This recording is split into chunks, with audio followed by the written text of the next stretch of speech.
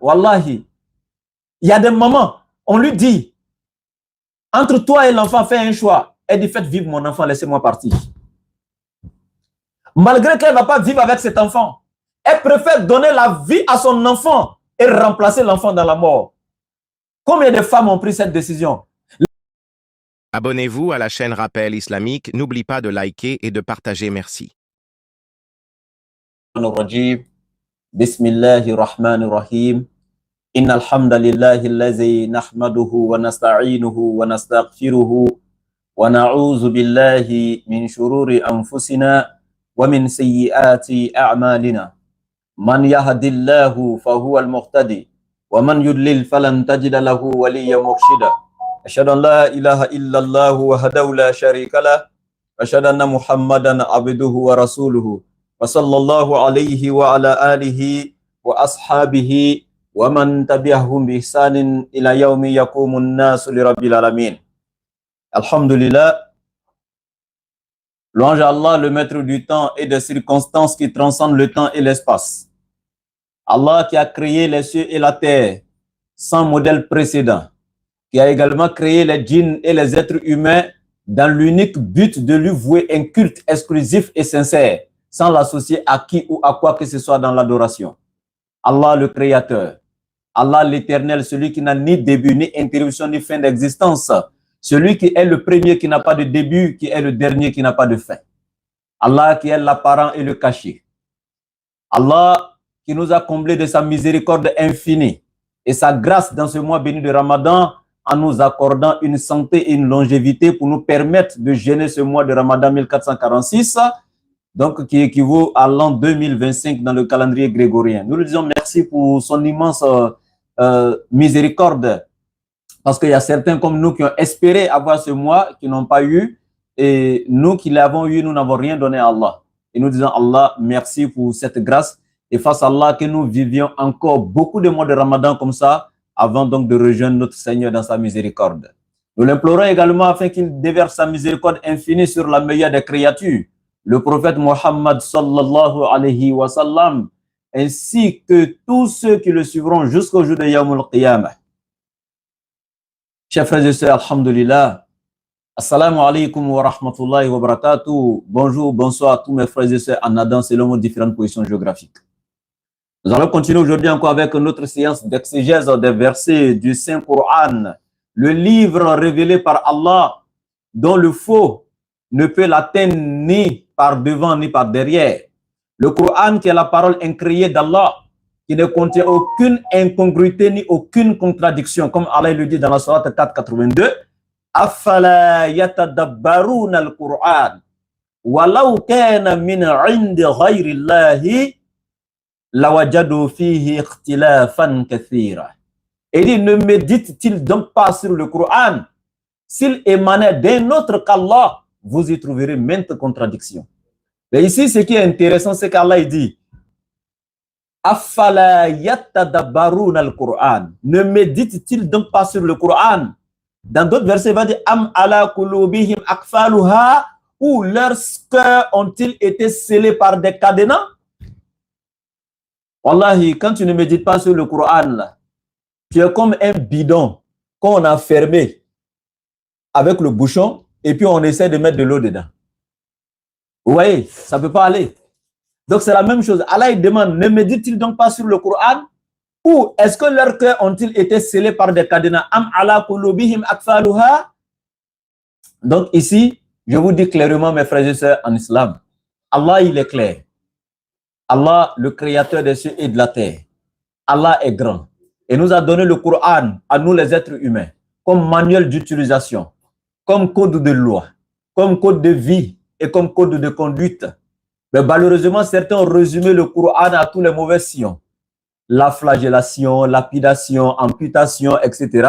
Là, ici, vous devez savoir que le Coran, ce qui est à l'intérieur qu'on appelle la charia, la loi d'Allah ne s'applique qu'aux musulmans et non aux non-musulmans. Donc, quand toi, tu es un non-musulman, tu as peur du Coran, pourquoi?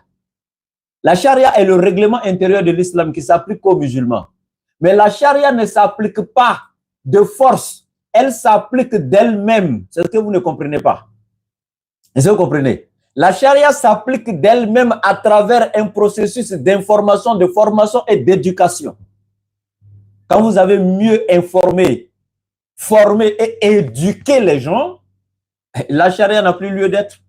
Quand Sayyidina Umar radiallahu anhu était encore le calife de l'islam, il avait mis des gens comme juges qui étaient là pour sanctionner tous ceux qui commettaient les péchés comme la fornication, etc., appliquer la charia. Mais voilà des gens, depuis la nomination, ils sont restés là, ils n'ont jamais eu quelqu'un sur qui ils ont pu appliquer les 100 coups de fouet. Tel qu'Allah dit dans la sourate Nour, au verset 2e et suite, Azaniyatu wazani fajlidu kulla wahidin minhuma miyata jalda. Hein? La fornicatrice et le fornicateur, fouettez-les chacun d'entre eux 100 coups de fouet. Mais ils sont restés là pendant des années, ils n'ont pas trouvé quelqu'un sur qui appliquer la charia. Est-ce que vous comprenez? Parce que les gens ont été informés, formés et éduqués. Donc, qui allait commettre? C'est de ça qu'il s'agit. Donc, quand des gens se lèvent aujourd'hui, un groupe de personnes qui commencent à lancer des bombes, des trucs en train de tuer les gens au nom de la charia, sachez que ce n'est pas comme ça qu'on procède pour l'application donc de la charia. Alhamdulillah, donc Allah qui nous a révélé ce beau livre, cette parole, comme j'ai dit, incréée de lui, qui est le manuel d'utilisation de l'être humain, qui est un livre qui éduque l'être humain sur tous les plans. Donc, alhamdulillah, ce livre-là, on va l'ouvrir aujourd'hui une fois de plus encore et continuer sa lecture, prendre de belles leçons de notre Seigneur Allah, nous éduquer encore spirituellement pour avoir les mérites de ce mois béni de Ramadan, Inch'Allah. C'est quel téléphone qui sonne là? Une minute, je gère ça.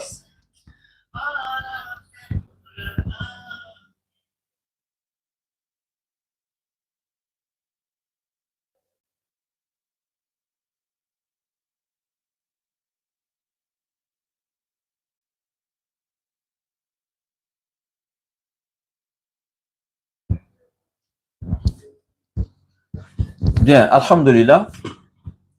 Allah dit A'udhu billahi minash shaitanir rajim, bismillahir rahmanir rahim.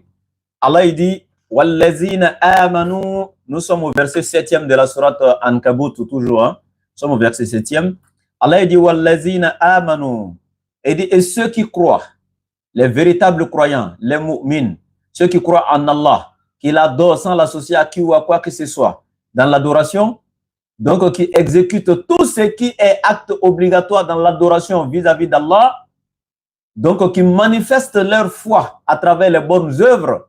Allah il dit, ceux qui croient, wa amilu solihat, et qui font le bien.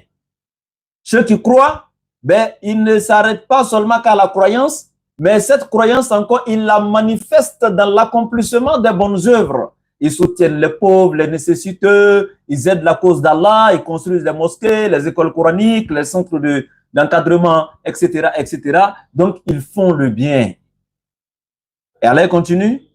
Il dit, lanukaffiranna anhum sayyi'atihim. Il dit, wallahi, moi, Allah, je pardonnerai tous leurs péchés. Vous voyez, c'est pas dur de savoir, hein, qu'est-ce qu'il faut faire pour avoir l'agrément d'Allah? C'est pas dur parce que Allah lui-même nous a déjà dit ce qu'il faut faire pour avoir son agrément. C'est tellement facile d'avoir le paradis et difficile d'avoir l'enfer. Le paradis qui est là gratuit, nous décidons de le laisser pour aller acheter à la sueur de notre front l'enfer parce que nous en avons notre argent pour aller acheter l'enfer pendant que le paradis nous est offert gratuitement par Allah. Regardez ce qu'Allah dit. Tu crois déjà en lui.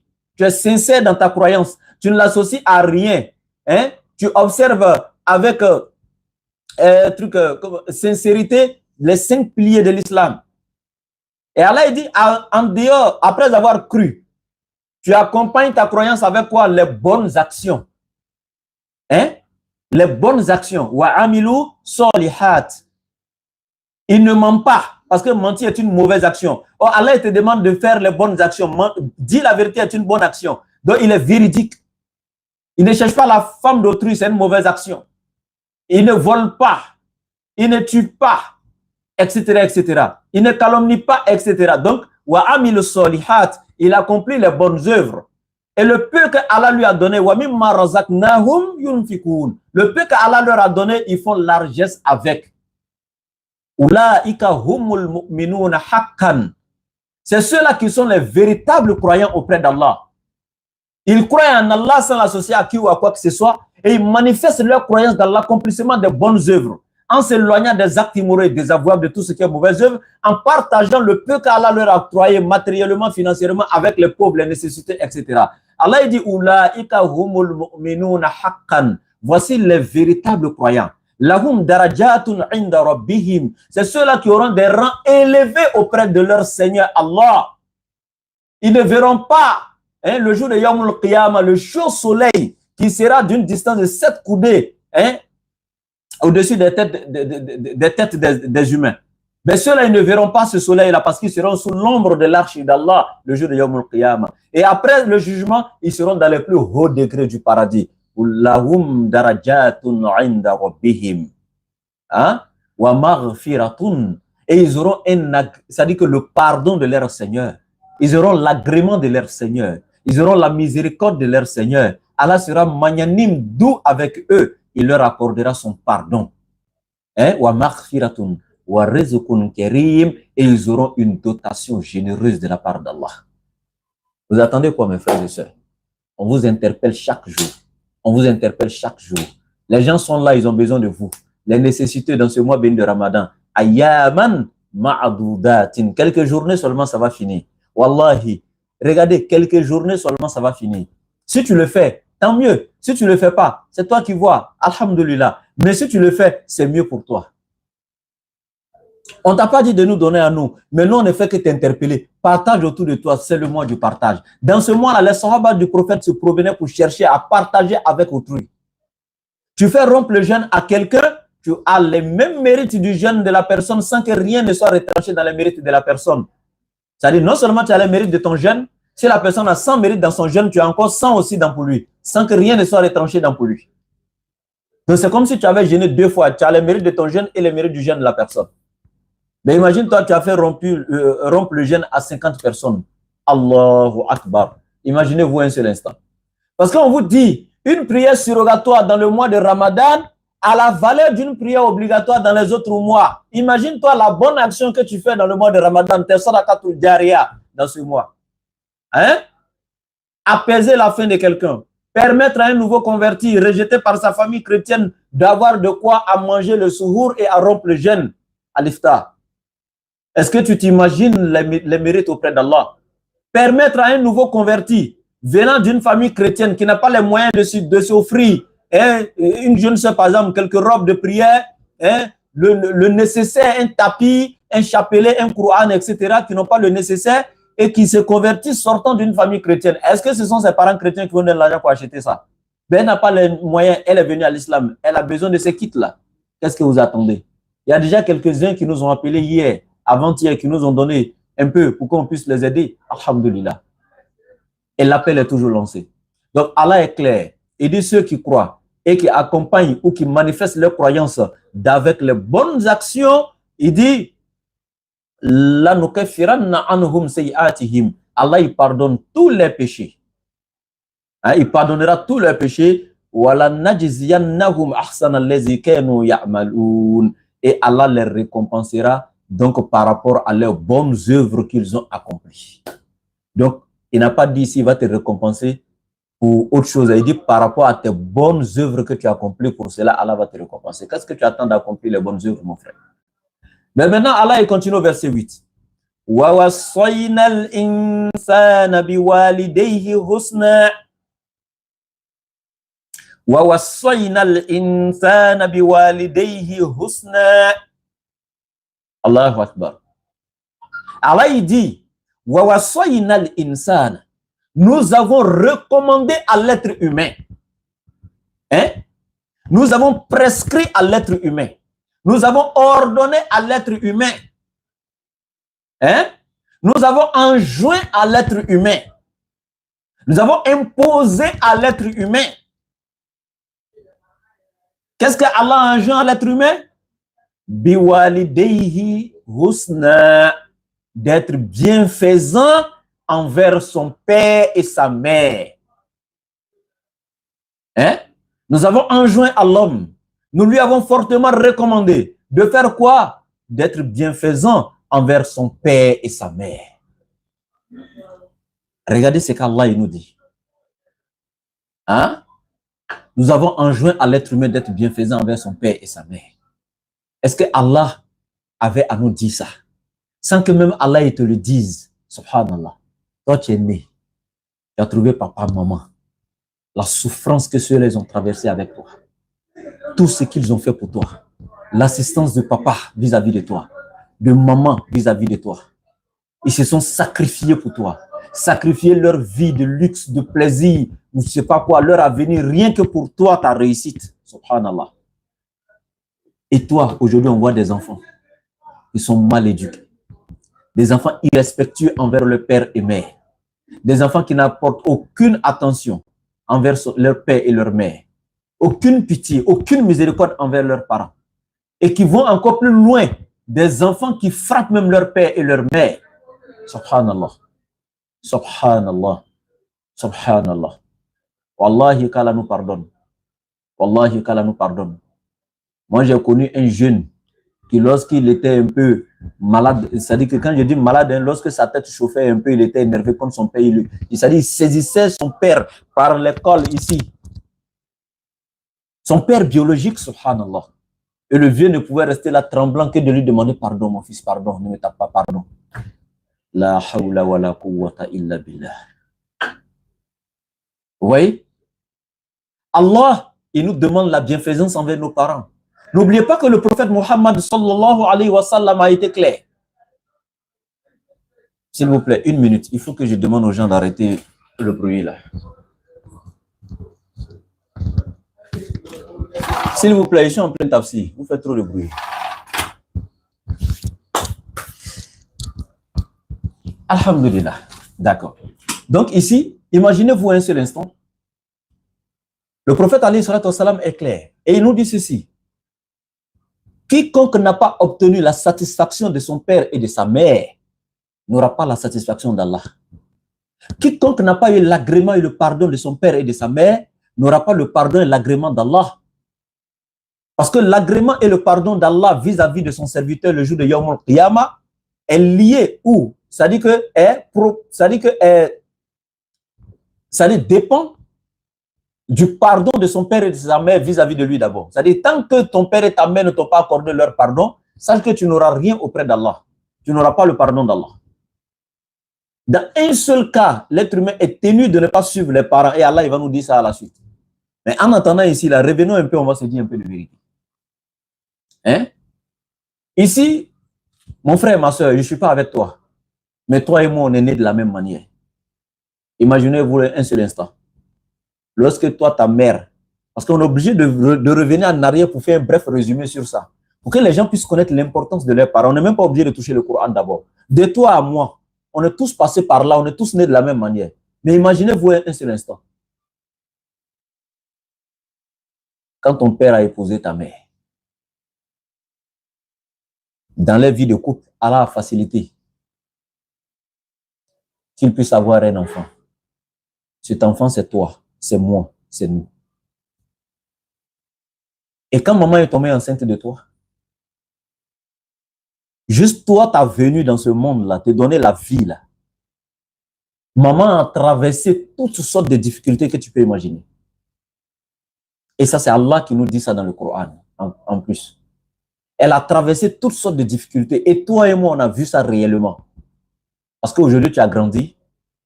Tu t'es marié peut-être. Tu as vu d'autres femmes mariées. Comment est-ce que d'autres femmes enceintes, disons, comment est-ce qu'elles ont souffert. Donc, tu as dû savoir imaginer ce que maman a traversé avec toi. Non seulement dans les débuts de la grossesse, c'est que des maladies qu'elle va vivre, cette pauvre dame. Des palus très avancés.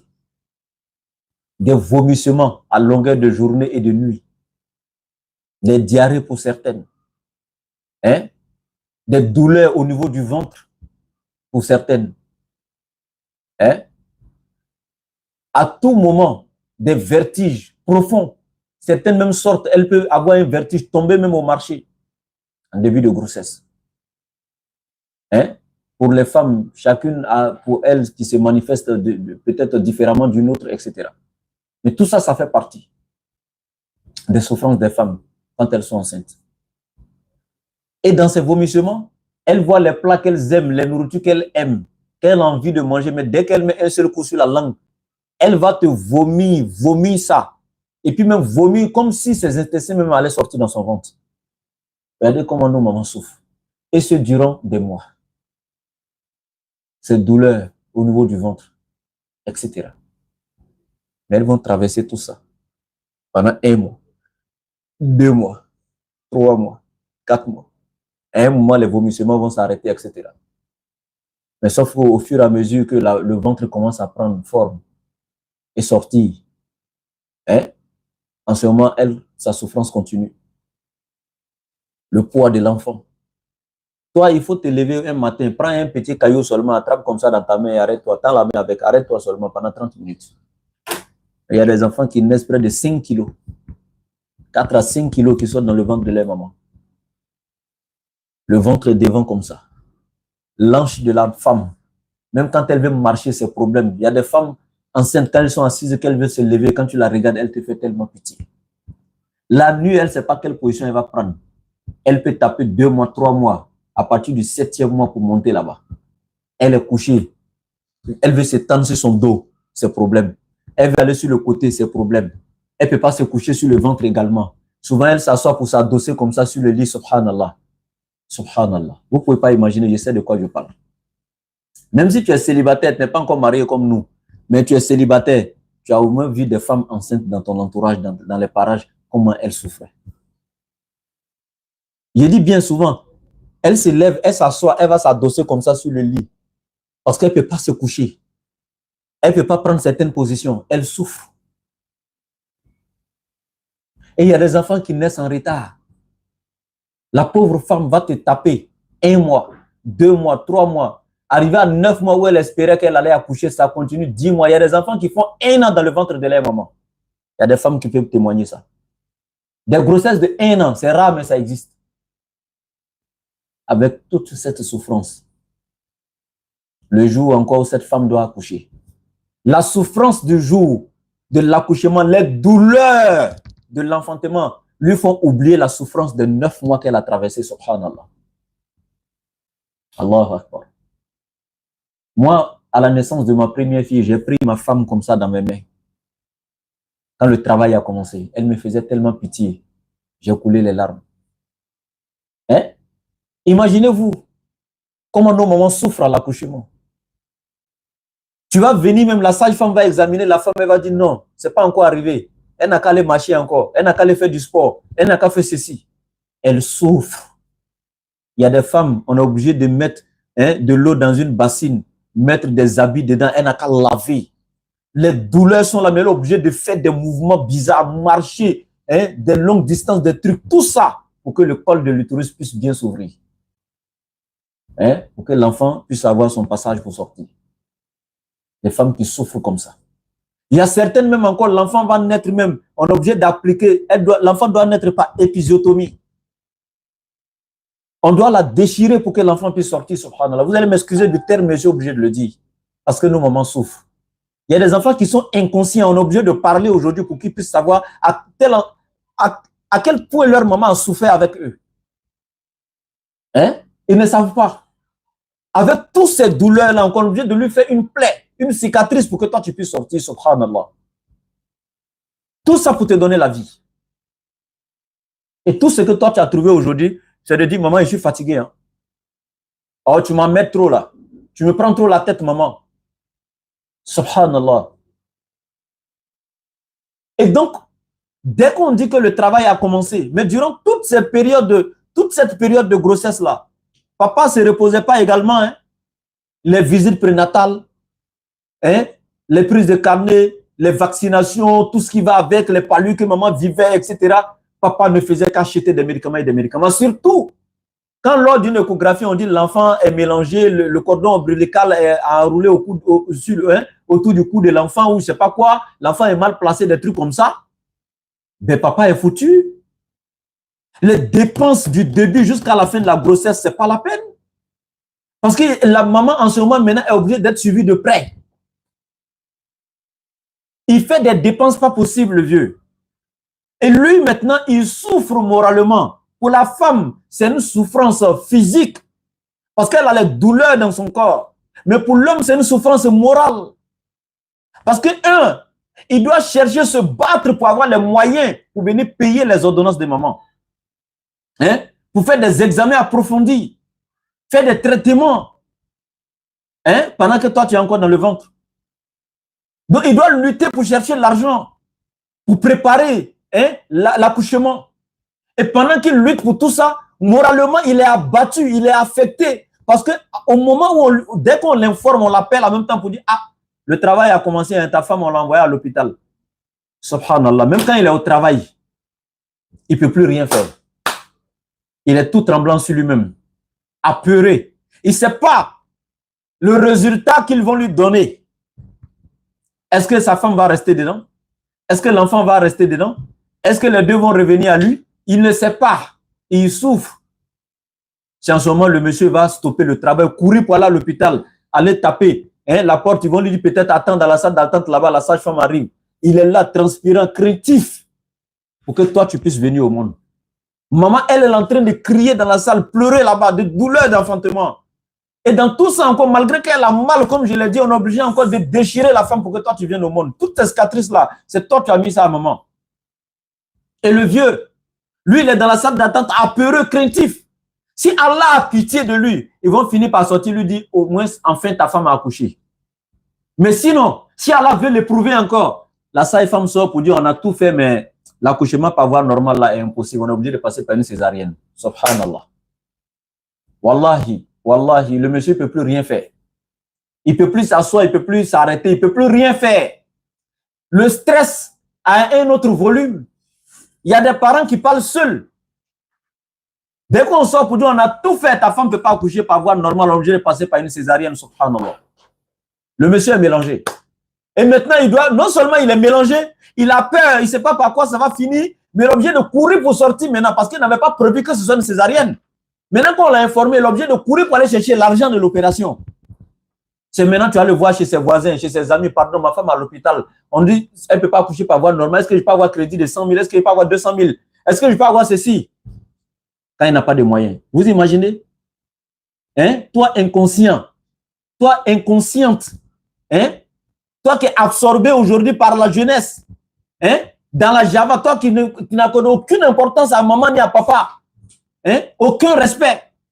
C'est à toi qu'on parle ici. Hein? Imaginez-vous un seul instant. Subhanallah. Et le monsieur va courir chercher crédit à gauche, à droite. À peine quelqu'un va avoir pitié de lui pour lui donner l'argent de l'opération. Il va courir pour venir. Ça, c'est encore si Allah a pitié de lui. Il a pu avoir l'argent de l'opération, il va venir donner et puis ils vont faire l'opération. Madame va s'en sortir avec l'enfant. Ça, c'est encore une deuxième fois si Allah a encore pitié de lui. Mais si Allah veut continuer encore l'épreuve, ils vont encore venir lui dire, on est prêt à commencer. Mais mon frère, tu dois faire un choix entre ta femme et l'enfant. On a examiné madame, mais on a trouvé qu'elle et l'enfant, les deux ne peuvent pas s'en sortir. Si madame, tu veux qu'elle s'en sorte, l'enfant va rester dedans. Donc, fais un choix. Allah va faire. Là, ça devient la catastrophe. Il ne faut pas voir le monsieur fondre en larmes. Hein? Il ne faut pas voir le monsieur souffrir. Tout ce que je vous dis, ce sont des réalités. Si toi, tu n'as pas encore vécu ça, il y a des milliers de parents qui ont vécu ça, des millions de gens qui ont vécu ça dans le monde. Il est obligé de faire un choix, prendre cette décision. Il va dire, faites partie l'enfant et sauver ma femme. Généralement, c'est ce qu'ils disent, les hommes. Mais quand c'est la mère, wallahi, il y a des mamans, on lui dit, entre toi et l'enfant, fais un choix. Elle dit, faites vivre mon enfant, laissez-moi partir. Malgré qu'elle ne va pas vivre avec cet enfant, elle préfère donner la vie à son enfant et remplacer l'enfant dans la mort. Combien de femmes ont pris cette décision? Laissez-moi partir, faites vivre mon enfant. Et maman est prête, depuis ta naissance, elle était prête à se sacrifier pour toi, te donner la vie, si c'était conditionné qu'elle parte. Même aujourd'hui, là où elle te parle, où tu es déjà grand, On t'arrête aujourd'hui, on arrête maman et puis on pointe une arme. Une doit partir. Maman va dire, laissez ma fille vivre et puis faites-moi partir. Mais aujourd'hui, toi, tu es comment avec ta mère? Tu es comment avec ton père? Et voilà le pauvre monsieur qui sera obligé de faire un choix. Hein? Ils vont souffrir comme ça. Si Allah a facilité, Allah a fait miséricorde que toi et maman vous êtes en sortie, elle revient à la maison avec toi. Voilà, maintenant, papa, maintenant, cette dépense, maintenant, ont doublé ou peut-être ont triplé. Avant, c'était lui et puis sa petite femme tranquillement. Peut-être elle faisait parler une fois par an. Il payait sa petite maison, sa popote, etc. Mais depuis que maman est tombée enceinte, les visites prénatales, comme j'ai dit, les vaccinations, les examens, surtout que quand l'enfant était mal placé ou bien le cordon était autour du cou de l'enfant, des dépenses jusqu'à la fin de l'accouchement, c'est dépenses et dépenses. Hein? Maintenant qu'elle a accouché, elle est revenue à la maison maintenant. Voici le problème qui commence. Achat de couches ici, nourriture de l'enfant là-bas. L'enfant est malade. Ici, toutes ces dépenses vont rentrer en ligne de compte. Et non seulement le monsieur, il continue encore. Il continue à souffrir pour toi, ton père. Et il ne s'arrête pas là. Hein. Maman également. La nuit, elle ne dort pas. Vous imaginez-vous un peu? Imaginez-vous un seul instant. Quand un enfant naît, la mère ne peut pas faire toute la nuit en train de dormir. C'est impossible. Pour tous ceux qui ont eu des bébés, vous savez. Un enfant peut se réveiller 2 à 3 fois dans la nuit. Hein? Ça, c'est s'il n'a rien fait, même c'est 2 à 3 fois dans la nuit pour chercher à téter. Et papa qui allait souffrir au travail toute la journée, hein? Des travaux de manœuvre durs, hein? Des travaux difficiles, des travaux périlleux. Il va venir le soir fatigué, ou il veut fermer l'œil pour dormir un peu. Dès qu'il se couche, il veut dormir un peu pour avoir des forces, l'énergie pour retourner au travail le lendemain. L'enfant commence à crier en même temps. Et souvent, il y a des parents qui ne sont pas patients. Les papas qui sont un peu avec des tempéraments chauds. Là encore, c'est maman qui prend les pots cassés. Hein? Dès que l'enfant commence à crier, soit avec l'enfant, là, moi, je vais me reposer un peu. J'ai trop de choses à faire demain. Je suis fatigué. Hein? Je viens fatigué du travail, je vais me coucher. L'enfant se met à crier. Prends l'enfant, il faut sortir. Souvent, tu vois ces femmes-là, elles vont sortir avec le bébé dehors, aller s'arrêter au bord de la route. Dans la fraîcheur, quand c'est l'harmattan, hein? Ou bien la saison des pluies. Elle va sortir parce que monsieur ne veut pas être emmerdé. Il est rentré fatigué, il veut dormir, il va avoir un peu de sommeil pour récupérer, aller lutter encore pour sa famille demain au travail. Et maman prend le bébé, elle sort. Elle va s'arrêter dans la fraîcheur dehors avec l'enfant jusqu'à ce que l'enfant gagne un petit sommeil pour pouvoir rentrer dedans. Pour ne pas emmerder son mari. Regardez comment vos parents ont souffert pour vous. Hein? Regardez comment vos parents ont souffert pour vous. Et ce, ce n'est pas pendant 1 mois ni 2 mois. Tu as fait souffrir maman comme ça pendant 2 ans. Elle n'a pas un sommeil complet. Et un idiot, sa maman l'appelle à 3 h du matin. Allô? Tu es là, ça va? Ah oui, j'étais juste pour appeler. J'étais là, je pensais à toi comme ça, je n'arrivais pas à dormir. Je voulais appeler pour savoir si tout va bien. Parce que l'instinct d'une mère a vraiment, j'avais vraiment peur, mais comme tu dis, tout va bien. Et le salaud est là. Hé maman, donc tu as gâté mon sommeil. J'étais en train de dormir profondément. Tu gâtes mon sommeil comme ça pour savoir si tout. Il fallait m'appeler matin bonheur, non? Toi, tu sais combien de fois tu as gâté le sommeil de maman? Et maman t'appelle une fois seulement à 3 h du matin, tu te plains. Et puis non seulement elle t'appelait encore parce qu'elle s'inquiétait pour ton bien-être, si tout allait bien chez toi. Et malgré ça encore, tu lui fais des reproches pourquoi elle n'a pas attendu le matin bonheur pour t'appeler. Mais toi, tu as gâté le sommeil de maman combien de fois? Hein? Tu as gâté son sommeil combien de fois quand tu étais bébé? Elle n'arrivait pas à dormir. La hawla wa la quwwata illa billah.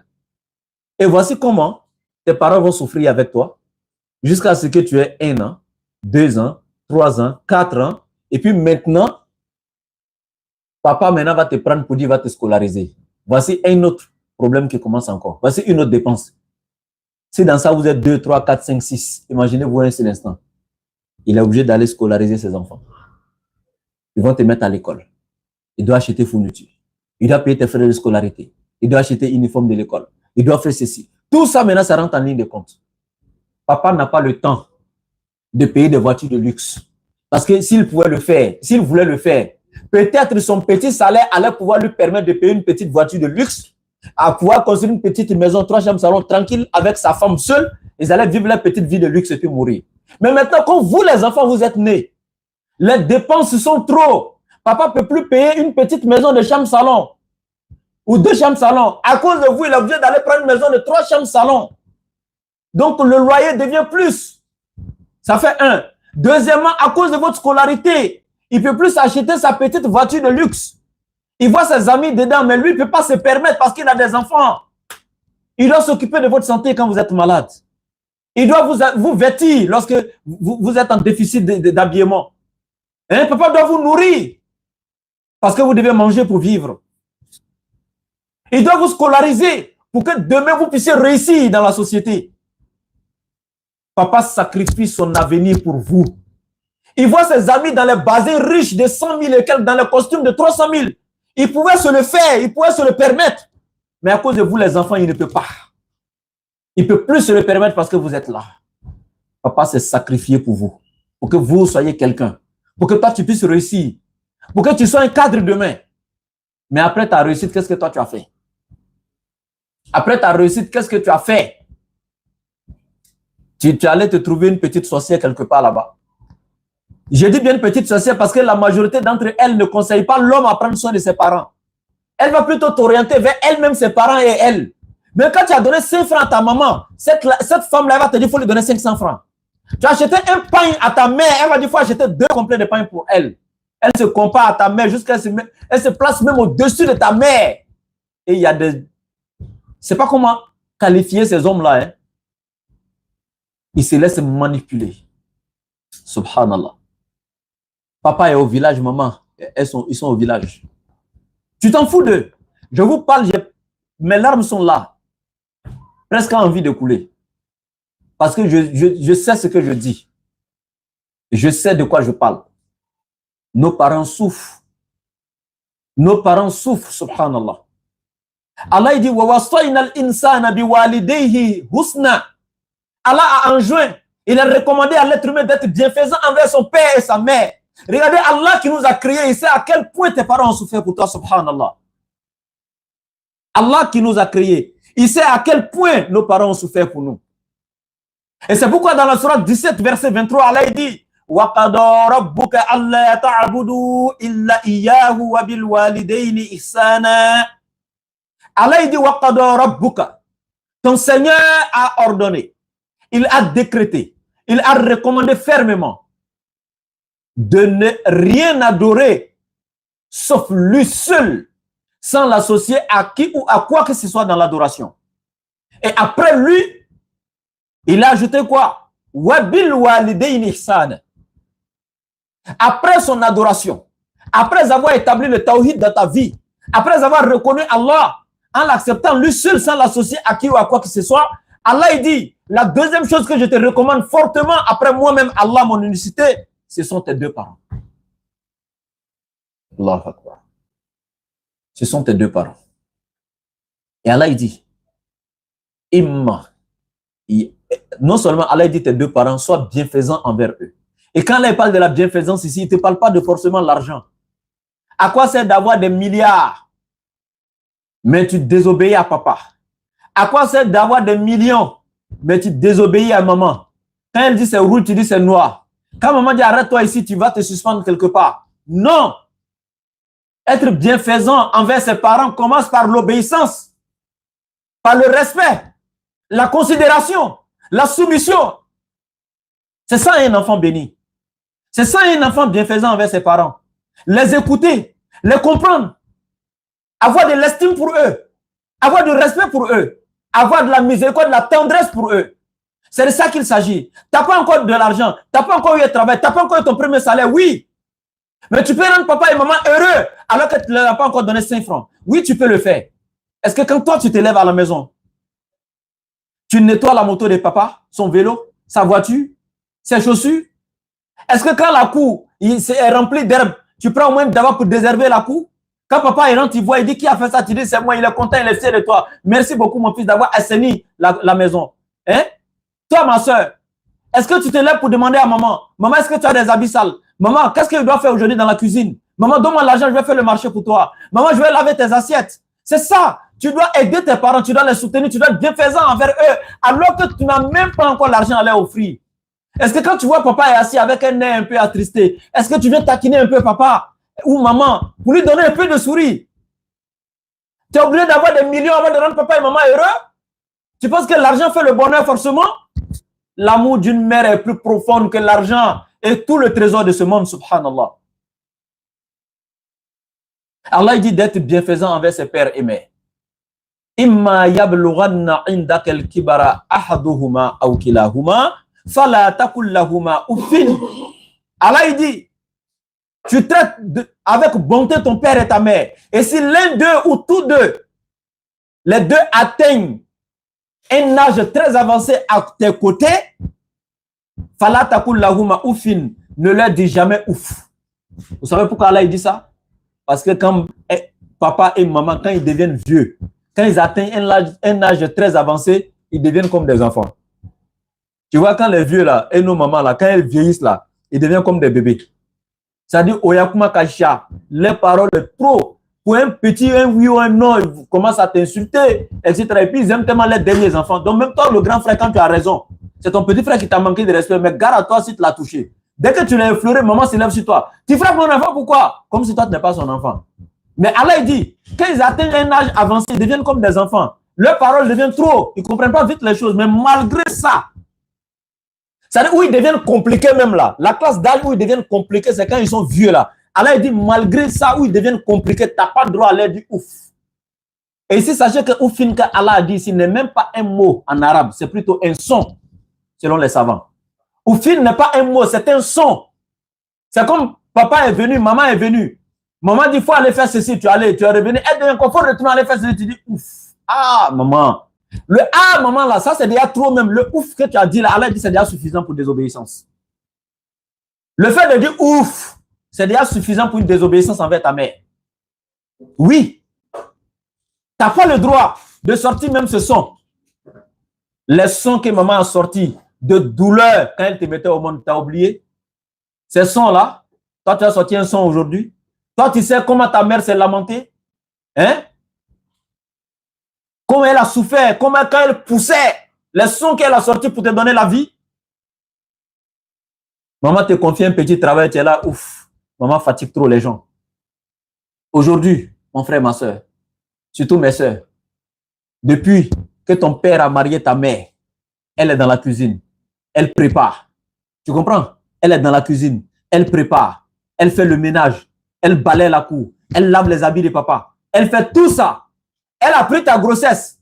Elle souffrait avec la grossesse, malgré les douleurs de la grossesse. Malgré ça, elle continue à faire tout ce travail. Jusqu'à ce que la grossesse atteigne 7 mois, 8 mois, 9 mois. Regarde son ventre devant elle. Quand elle est assise sur un siège, se lever, c'est un problème. Et la hanche, tout est fatigué parce que l'enfant fait 3 kilos, 4 kilos dans son ventre. Malgré ça, maman s'est baissée avec ce gros ventre pour nettoyer, assainir la cour, balayer, laver les habits de papa. Subhanallah. Elle, avec ce gros ventre, ce poids, cette souffrance, elle préparait. Elle, tout ce que tu pouvais imaginer, elle faisait tout. Jusqu'à ton accouchement, tu es même devenu un plus pour elle. Elle te prend encore, elle te met au dos. Son dos était devenu ta voiture personnelle. Elle te met au dos. Son dos était devenu ton WC. Ta douche, tu pissais sur elle, tu chiais sur son dos. Mais pendant que tu es au dos, elle est abaissée avec toi, elle prépare, elle lave bien, elle lave l'assiette, elle balaye la cour. Maman fait toutes ces souffrances avec toi. Hein? Elle lave toi-même tes habits. Aujourd'hui, toi, tu as 12 ans, 13 ans, 14 ans. Ou maintenant, tu peux dire à maman, repose-toi un peu, maman. Depuis 20 ans, c'est toi qui es dans la cuisine. Aujourd'hui, tu m'as mise au monde. J'ai aujourd'hui 13 ans, 14 ans, 15 ans, maman. Les jours où je ne peux pas à l'école, là, je ne veux pas te voir en train de préparer. Toi qui dois dire à maman, donne-moi l'argent, je vais aller faire le marché pour toi. Toi qui dois dire, maman, donne-moi les assiettes, je vais laver. Donne-moi les habits sales de toi et papa, je vais laver. Laisse-moi assainir la cour. Maman te dit de venir laver ses assiettes. Tu prends un cahier et tu mens. Tu dis à maman que tu as un devoir de maison. Tu sors pour aller te promener. Soit chez tes petits gars ou avec tes camarades dans la rue. Dans les futilités. Rien que pour ne pas travailler à la maison pour maman. Tu es maudite. Après, tu vas avoir des diplômes. Quand je cherche travail depuis 10 ans, je n'ai pas. C'est pas travail même va te fuir. Tu as menti à maman. Une grande fille de 14 ans, 15 ans, elle prend ses habits, ça elle vient verser encore devant maman. Maman, il y a coup, pardon, il faut laver mes habits. Et puis la vieille prend encore pour laver. C'est quelle malédiction vous cherchez ça? Hein? Vous réfléchissez pas? Comment un enfant peut ne pas avoir pitié de sa mère, de ses parents?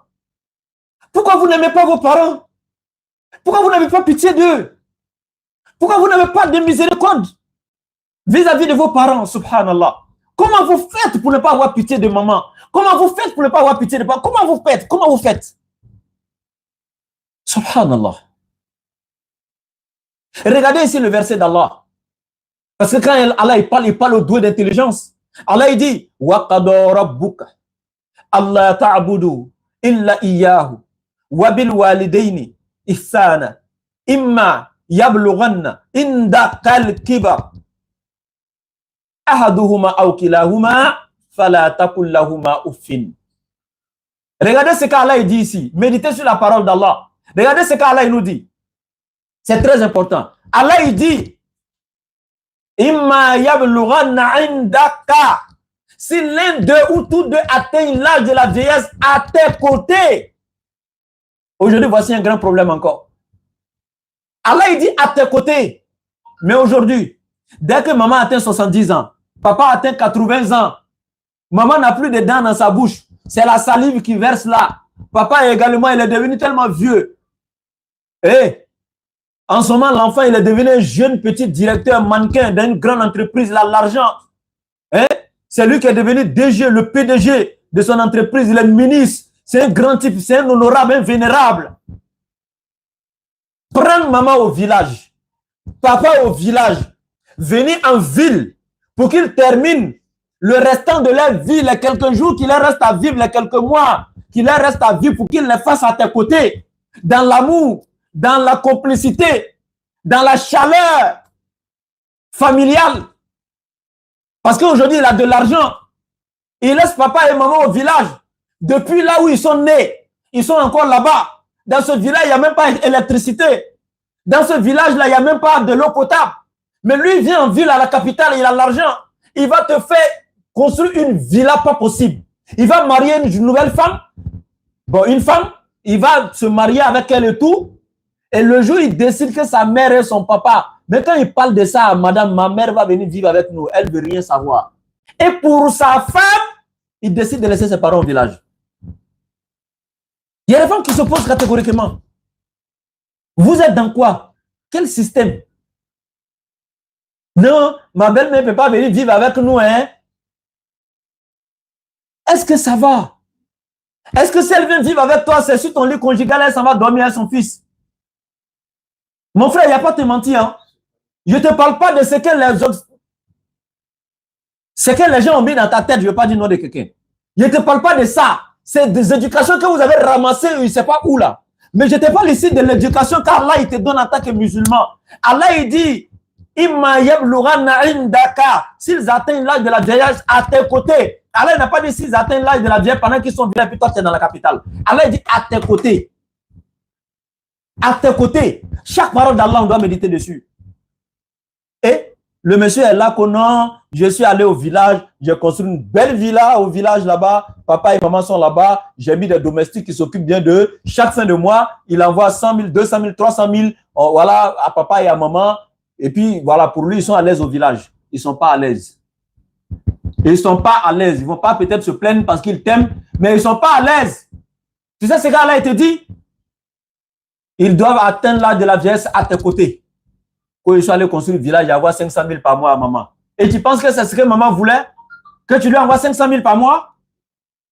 Si on prenait tout le contenu de ce monde matériel, tout ce qu'il contient comme trésor, de l'or, du diamant, de l'argent, des perles, tout ce que tu peux imaginer, l'oulou al-marjan, tout ça, on ramassait tout le trésor de ce monde, on mettait à côté. Et puis toi seul, on te mettait à côté, et puis on dit à maman de choisir, elle allait choisir quoi? Elle allait te choisir toi. Et puis laisser tout le matériel de ce monde-là. Alors quand tu dis que tu envoies 300 000 à maman au village, tu penses que ces 300 000 là, c'est ce qu'elle préfère? C'est toi que maman veut. Maman veut se réveiller chaque matin, voir son fils se sortir dans sa chambre conjugale avec sa belle-fille. Maman veut vivre ça avec toi. Tu te lèves le matin, tu vas dans la chambre de maman. Maman, est-ce que tu t'es bien réveillé? Maman, est-ce que tu as bien dormi? Maman, ça va bien? Maman, lève-toi. Maman va prendre son bain. Maman vient s'asseoir sur la table à manger. Tu sais même, maman, sa belle-fille, vous prenez soin d'elle. Elle mange bien. Quand tu vas aller au travail avec ta femme, tu lui dis, maman, je vais au boulot. Maman te bénit avant que tu sors dans la maison. Wallahi, voici la réussite ici-bas et dans l'au-delà. Voici la meilleure des vies. C'est ce que maman veut. Voir son fils sortir le matin, aller avec ses bénédictions au travail, rentrer le soir, maman l'attend, maman l'accueille à la chaleur. Ta maman préfère ça que tu la laisses à distance et puis lui envoyer des milliards. Tu ne fais rien, mon frère. Hein? Allahu Akbar. La hawla wa la quwwata illa billah. C'est comme ça que je vais vous raconter un peu l'histoire d'une femme avant de continuer. Cette mère qui a été délaissée par son fils et qui était dans cette même situation. Il ne faisait qu'envoyer de l'argent à sa maman à distance. Pour lui, elle était satisfaite. Il lui envoie des millions, il a l'argent, il envoie tout ce que maman a besoin. Donc pour lui, maman est satisfaite. Mais Dieu a fait que lui, il est tombé sur une bonne épouse. C'est pourquoi le meilleur cadeau pour le croyant dans ce monde, c'est d'avoir une épouse pieuse. Elle devient tout pour toi, la moitié de ta foi.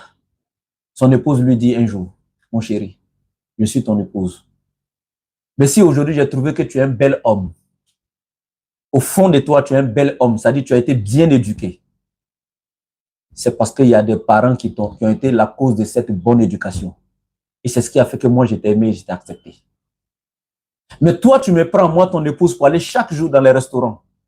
Je mange bien, les poissons braisés. Tout ce que je veux, c'est déjà disponible. Mais ta mère, elle est au village. D'après toi, tu envoies de l'argent. Mais moi, imagine-toi, moi, ton épouse, tu ne jetais que les billets de banque sur moi. Mais physiquement, la chaleur de mon mari que je veux, l'attention que je veux, si tu ne m'accordais pas, ton argent n'aurait eu aucune importance à mes yeux. À combien plus forte raison ta mère qui t'a mise au monde, qui a plus d'affection pour toi que moi, ton épouse. Amène ta mère ici pour qu'elle vienne vivre avec nous. Et donne-lui dans le restant de sa vie l'amour, la reconnaissance pour tout ce qu'elle a déjà fait pour toi quand tu étais petit jusqu'à maintenant là. Sois reconnaissant un peu. Donne-lui un peu parce que tu ne pourras lui donner qu'un peu seulement. Tu ne pourras jamais récompenser pour tout ce qu'elle a fait pour toi. Il ne lui reste plus assez à vivre. C'est sa femme qui lui dit ça. Le monsieur, il pleure. Il se rend compte de son erreur. Il fait venir sa maman en ville. Maman arrive. Elle est à l'aise.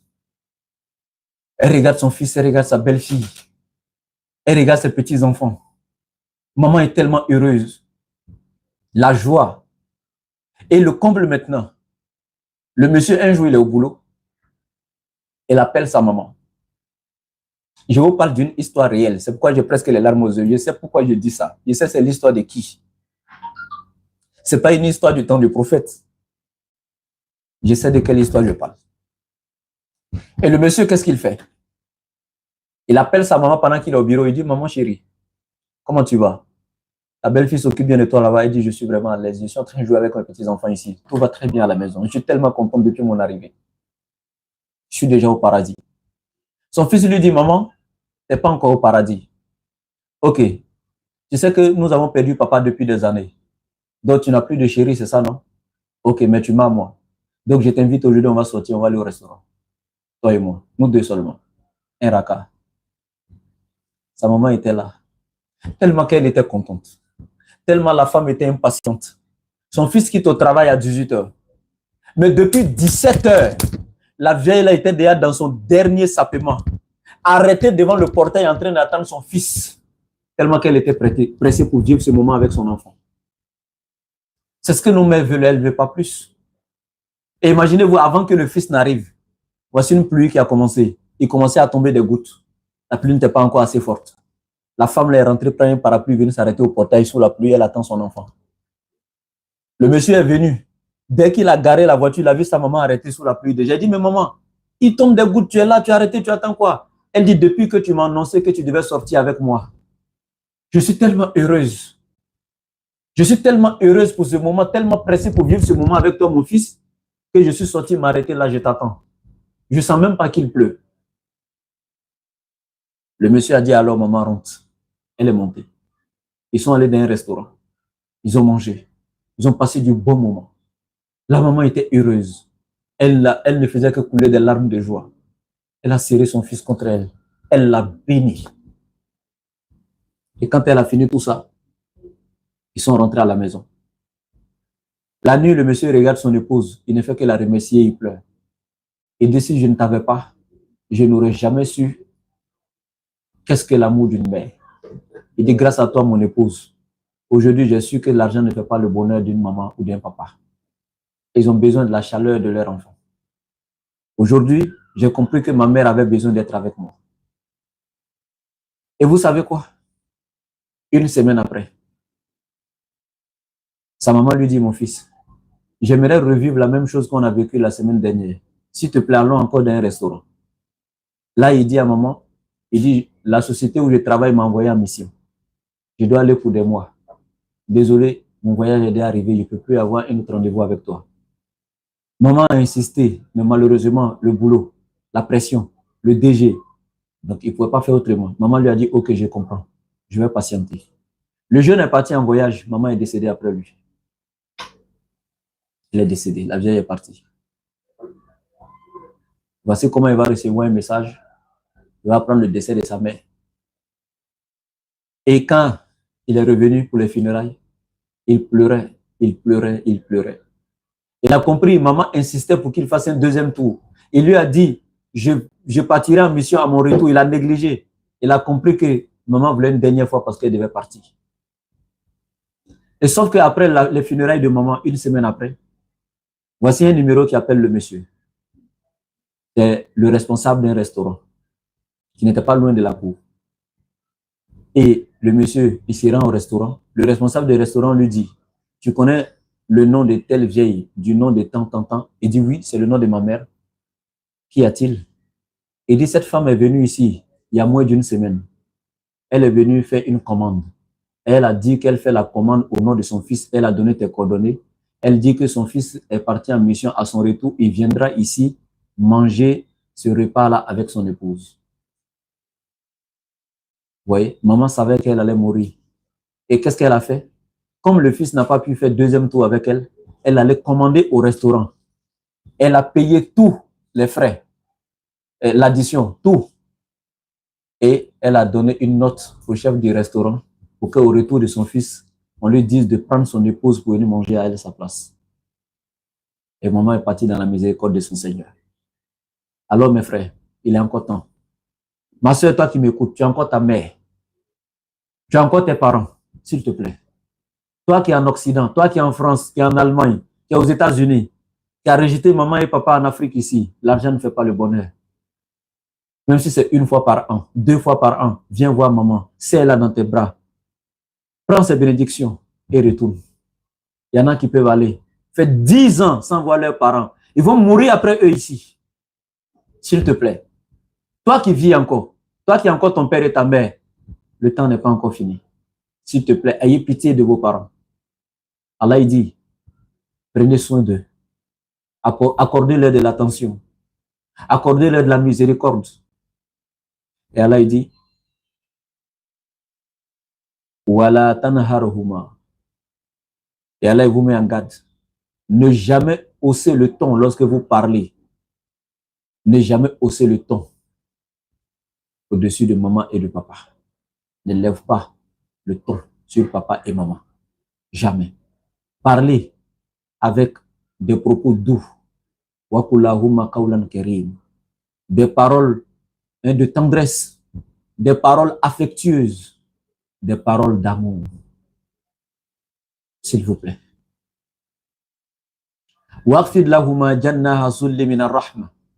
Allah continue en disant, et par miséricorde, fais preuve à leur égard d'humilité et de tendresse.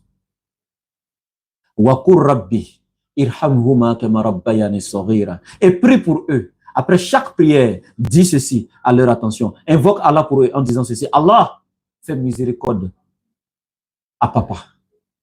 Pardonne à papa tel qu'il m'a pardonné. Fais miséricorde à papa et à maman tel qu'ils m'ont fait miséricorde quand j'étais encore petit. Accorde-leur attention tel qu'ils m'ont accordé attention quand j'étais encore petit. Alors mon frère, ma soeur, tes parents sont encore là. Ils ont besoin de toi. Allah dit Rabbukum a'lamu bima fi nufusikum in takunu salihina fa innahu kana li awabina ghafura. Allah dit votre Seigneur est celui qui connaît le mieux le fond de vos cœurs. Si vous êtes juste, sachez qu'il pardonne toujours aux repentants sincères. Alors après avoir entendu tout ce que je viens de dire aujourd'hui, Allah il dit, il sait ce qui est à l'intérieur de chacun d'entre nous. Il sait qui se comporte comment avec ses parents. Allah il dit, mais sachez une seule chose, si vous êtes juste, si vous vous repentez, si vous recorrigez vos erreurs, si vous revenez avec vos parents avec plus d'attention, de considération, de miséricorde et d'affection, Allah il dit, sachez que Allah il pardonne toujours aux repentants sincères. Hein? فَإِنَّهُ كَانَ لِلْأَوَّابِينَ غَفُورًا. Allah il continue. Regardez un peu, Sayyidina Luqman, qui était un prophète. Luqman, alayhi salam, lorsqu'il parlait à son fils. وَإِذْ قَالَ لُقْمَانَ لِإِبْنِهِ. Lorsque Luqman dit à son fils, وَهُوَ يَعِزُّهُ, en pleine exhortation de son enfant, il dit, Ya bunay, oh mon enfant, la tushrik billah. Il dit, n'associe rien à Allah dans l'adoration, mon fils. Ça, c'est Luqman qui met son enfant en garde. Il dit, oh mon fils, n'associe rien à Allah dans l'adoration. Inna shirka. Certes, l'associationnisme, le fétichisme, le fait d'adorer autre qu'Allah, la zulmun, je jure, c'est un grand péché, azim, un péché abominable, un grand crime auprès d'Allah. Et le deuxième conseil qu'il donne à son fils, Ya bunayya, il dit, oh mon fils, voici ce qu'Allah dit. Wa wasayna al-insana biwalidayhi. Allah a exhorté l'être humain fortement. A fait quoi? À être bienfaisant envers son père et sa mère. Hamalatuhu ummuhu. Sa mère l'a porté dans son ventre. Wahnan ala wahnin. Peine sur peine. Sa mère l'a porté peine sur peine dans son ventre pendant 9 mois. Elle a souffert. Les douleurs, les souffrances du premier mois. Deuxième est pire que le premier mois. Troisième jusqu'au 9e mois. Et les douleurs encore de l'accouchement sont pires que les douleurs des 9 mois passés. Wahnan ala wahnin. Peine sur peine. Elle a enduré pendant 9 mois. Allah dit Wafisaluhu fi amayn. Et elle t'a allaité pendant 2 ans sans pouvoir avoir une nuit entière de sommeil profond. Tu pouvais la réveiller 3 à 4 fois dans la nuit pour réclamer le sein. Elle t'a allaité dans cette souffrance pendant 2 ans. Allah dit, Anishkurli, certes, soyez reconnaissant envers moi, Allah, wali walidayk, et soyez reconnaissant envers vos parents. Soyez reconnaissant envers ta mère. Ilayya al-masir, parce que c'est à moi, Allah, que vous retournerez. C'est vers moi que vous reviendrez. Wallahi, celui qui n'a pas accordé d'attention à ses parents dans ce monde, celui qui n'a pas donné à ses parents leur dû en matière de reconnaissance, de miséricorde, d'attention, d'affection, wallahi, celui qui ne l'a pas fait, si tu meurs, c'est l'enfer, il n'y a pas de débat. Allah ne sera satisfait de toi que lorsque tes parents seront satisfaits de toi. Et le commande continue. Il dit, wa in jahadaka alla an tushraka bi ma laysa laka bihi ilmun fala tuti'huma wa sahibuhuma fi dunya ma'rufan.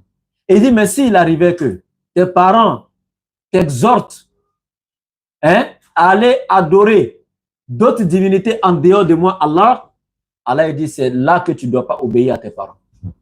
Voici le seul coin où Allah nous demande de ne pas obéir aux parents. S'il te demande d'aller désobéir à Allah, en quoi que ce soit, Allah dit de ne pas commettre l'adultère. Si tes parents te disent de commettre l'adultère, tu ne dois pas les obéir.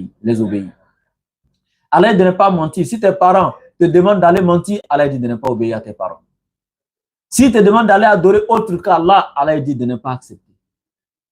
Mon frère, toi qui sais que Nabi Isa alayhi salam n'était qu'un messager d'Allah, tes parents te demandent d'aller adorer le fils de Marie, tu ne dois pas accepter tant que tu découvres la vérité.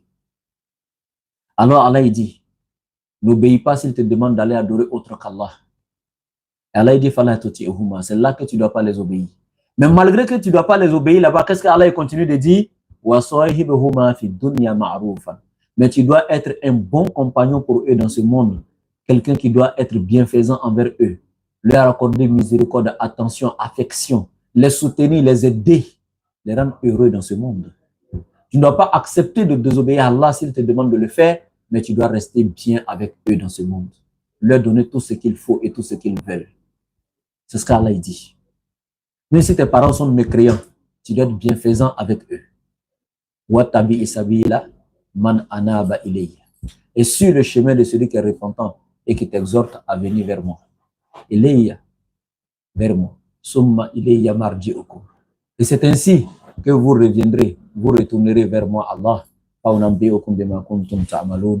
moi, Allah, je vous ferai comparaître devant moi et je vous ferai connaître tout ce que vous avez fait en cachette comme en public.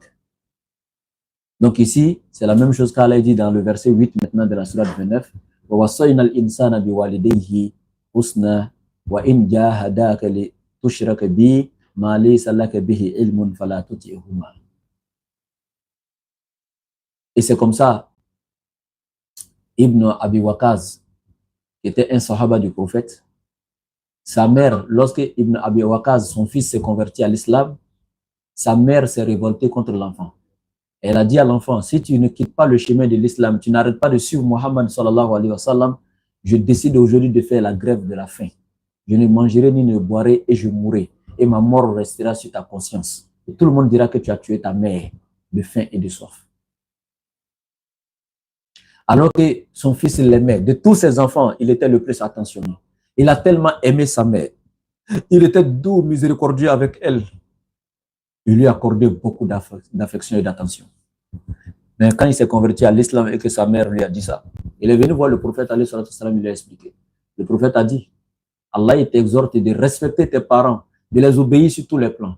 Mais lorsque tes parents te demandent de désobéir à Allah, Allah il ne te permet pas non seulement d'obéir aux parents dans la désobéissance à Allah. Non. Alors, son fils lui a dit clairement, mais désolé, je t'aime que tout dans ce monde, mais je ne peux pas désobéir à Allah parce que Allah est notre créateur et Allah est au-dessus de tout. La femme est restée là, sans manger, sans boire, une journée, 2 journées, 3e jour, elle s'est effondrée. Les frères de Ibn Abi Waqaz ont couru, aller appeler leur frère pour venir. Ta mère est mourante. Il est venu la trouver, sa mère mourante. Il lui a dit, mais que veux-tu?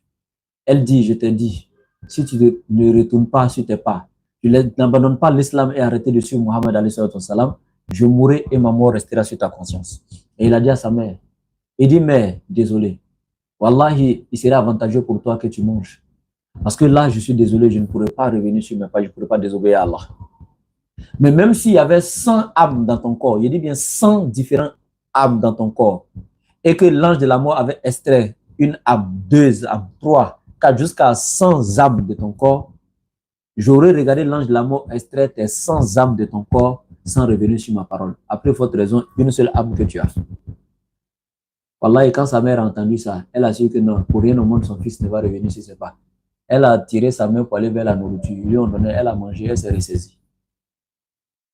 Donc, pour vous dire, on ne peut pas obéir aux parents dans la désobéissance à Allah. En dehors de ça, on doit rester bienfaisant envers eux. S'il vous plaît. Nos parents ont trop souffert pour nous. Nos parents ont trop souffert, surtout nos mamans. Souvent, papa même décède pour laisser maman avec les enfants. La pauvre vieille, la veuve. Elle n'était qu'une ménagère, elle ne travaillait pas, elle n'avait rien. C'est maintenant qu'elle doit souffrir. Il y a des mamans qui vont aller faire même travail de domestique. Chercher travail, laver assiette dans les cours pour pouvoir venir nourrir ses petits-enfants. Elle travaille pour quelqu'un même qui vaut son enfant. Là-bas, en tant que servante, les gens vont l'insulter, ils vont la malmener, ils vont la faire souffrir. Elle est obligée de faire ça parce que votre papa est décédé pour pouvoir subvenir à vous vos besoins. Je vous demande, par Allah, s'il vous plaît, ayez pitié de vos parents. Voilà, et quand je m'assois et puis je médite sur ce verset, quand je regarde des enfants, leur comportement vis-à-vis de leurs parents, je souffre moi-même à l'intérieur de moi. Tu n'es pas obligé d'avoir des millions pour rendre tes parents heureux. Moi, Ibrahim, je n'ai pas l'argent. Il n'y a pas de millions. Je fais la dawa et je ne suis pas salarié. Mais ma mère est fière de moi aujourd'hui. Voilà, j'ai fait tout pour la rendre heureuse. J'ai fait tout pour ne pas être un brigand. J'ai fait tout pour ne pas être un voleur. J'ai fait tout pour rester un enfant soumis, obéissant, respectueux, plein d'amour et de reconnaissance pour sa mère. J'ai fait tout pour rendre ma mère heureuse, alors que je ne lui ai pas donné 5 francs. Souvent, quand elle me regarde, mon fils, à cause de toi, je sens que je suis la femme la plus heureuse du monde. Je sens que j'ai tous les milliards du monde. Quand je te regarde, je suis la femme la plus fière. Mon frère, tu peux faire la même chose que moi. Ma soeur, tu peux faire la même chose que moi. Prenez soin de vos parents, s'il vous plaît. C'est tout ce que j'ai à vous dire aujourd'hui. Prenez soin de vos parents. S'il vous plaît, prenez soin de vos parents.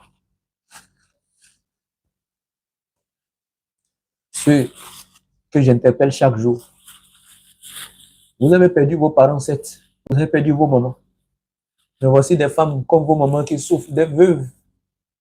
Ils ne savent pas quoi manger avec leurs enfants. Il faut les soutenir. Même si ta mère ne vit plus, pour qu'Allah donne ses hasanat là à ta mère dans la tombe. Il y a des femmes, même chose que ta mère, même âge presque que ta mère, même si elle ne vit plus. Aide ces mamans-là pour qu'Allah puisse avoir pitié de ta mère dans la tombe.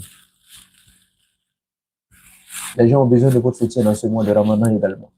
Les pauvres, les nécessiteux, les besogneux. Tous ceux qui veulent contribuer, aider, soutenir, les convertis. Et tous ceux qui sont intéressés au cours de l'interreligieux et de l'alphabétisation arabe, qui commencera le 5 avril. Tous ceux qui veulent aider les veuves, etc. Le contact, c'est le plus 225, le 07 97 08 14 17. Je répète, le plus 225, le 07 97 08 14 17. Une dernière fois, le plus 225, le 07 97 08 14 17. S'il vous plaît, n'oubliez pas vos parents. S'il vous plaît, n'oubliez pas vos parents. Tifa, c'est plutôt plus 225 07. Tu n'as pas mis le 0 devant le 7. C'est plutôt 07 97 08 14 17. Merci beaucoup. Allah nous aide tous. Qu'il fasse que nous soyons des enfants soumis. Qu'il fasse que nous soyons des enfants reconnaissants envers nos parents. Qu'il fasse que nos mères soient fiers de nous, nos pères soient fiers de nous avant les derniers jours. Qu'Allah nous donne le minimum pour que nous puissions leur donner le peu dans ce monde. Même si on ne peut pas leur dire merci, on ne peut pas les récompenser pour tout ce qu'ils ont fait pour nous. Qu'Allah nous donne le peu, le minimum qu'on puisse leur donner un peu avant de quitter ce monde. Au moins, construire une bonne maison où ils vont vivre le restant de leurs jours. Donner à papa un bon petit moyen de déplacement pour qu'il arrête de marcher sur ses pieds. Il est déjà vieux, il ne peut plus marcher le restant de sa vie. Allah nous aide. Il nous maintient. Qu'il accepte nos doigts. Qu'il continue de nous élever dans la foi et dans sa crainte. Il remplit notre cœur de son amour. Assalamu alaikum wa rahmatullahi wa barakatuh.